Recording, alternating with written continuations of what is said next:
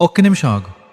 నువ్వు రోజు ఉదయం లేవగానే నీ చుట్టూ ఉన్న చిన్న చిన్న సమస్యలను చూసి నా లైఫ్ ఇంతేనేమో, నాకంటే ఎక్కువ కష్టాలు ఎవరికీ లేవు అని డిప్రెషన్లోకి వెళ్ళిపోతున్నావా?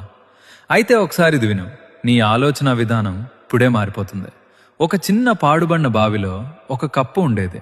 అది పుట్టినప్పటి నుండి ఆ బావిలోనే పెరుగుతోంది. దానికి ఆ బావే సర్వస్వం.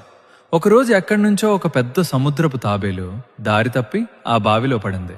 ఆ బావిలోని కప్ప గర్వంగా తాబేలుతోంది, చూసావా, నా సామ్రాజ్యం ఎంత పెద్దదో, నేనిక్కడ చాలా హ్యాపీగా ఉన్నాను.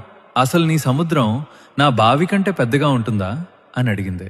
ఆ మాట విన్న తాబేలు నవ్వి ఇలా అంది, మిత్రమా, 1000 కిలోమీటర్లు ప్రయాణించిన ముగిసిపోని అనంతమైన జలరాశి సముద్రం. అక్కడ 100 అడుగులు ఎత్తున అలలు ఎగురుతుంటాయి. ఆ సముద్రంతో పోలిస్తే నీ ఈ బావి ఒక చిన్న నీటి చుక్కతో సమానం అని చెప్పింది. ఆ మాటలు వినగానే ఆ బావిలోని కప్పకు విపరీతమైన కోపం వచ్చింది. నువ్వు అబద్ధం చెప్తున్నావు, నా బావి కంటే పెద్ద ప్రపంచం ఇంకెక్కడా ఉండదు, నువ్వు నన్ను మోసం చేయాలని చూస్తున్నావు అని తాబేలును తిట్టి పంపేసింది. ఎందుకంటే ఆ కప్ప తన జీవితంలో ఆ బావి అంచులను దాటి బయట ప్రపంచాన్ని ఎప్పుడూ చూడలేదు. మిత్రమా, మన జీవితం కూడా సరిగ్గా ఇంతే. చాలామంది ఆ బావిలోని కప్పల ఒక చిన్న కంఫర్ట్ జోన్లో ఉండిపోతారు. చుట్టూ ఉన్న 4 ఫ్రెండ్స్, రోజు చూసే ఫోన్ స్క్రీన్, రోజువారీ చిన్న చిన్న ఇబ్బందులే ప్రపంచం అనుకుంటారు.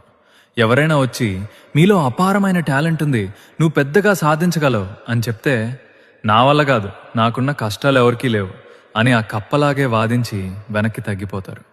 నీ కష్టాలు, నీ భయాలు ఆ బావి లాంటివి. నువ్వు బయటకొచ్చి చూస్తే నీ కోసం ఒక అనంతమైన అవకాశాల సముద్రం ఎదురు చూస్తోంది. రేపు ఉదయం 4 గంటలకే ఆ బావి లాంటి నీ కంఫర్ట్ జోన్ని బద్దలు కొట్టుకుని బయటకు రా. నీ చుట్టూ ఉన్న చిన్న నెగిటివిటీని పట్టించుకోవడం ఆపేయి. ఈ ప్రపంచం చాలా పెద్దది, నువ్వు సాధించాల్సింది ఇంకా చాలా ఉంది. లే, సముద్రం అంత ఎత్తుకి ఎదగడానికి నీ ప్రయాణాన్ని ఇప్పుడే మొదలుపెట్టు.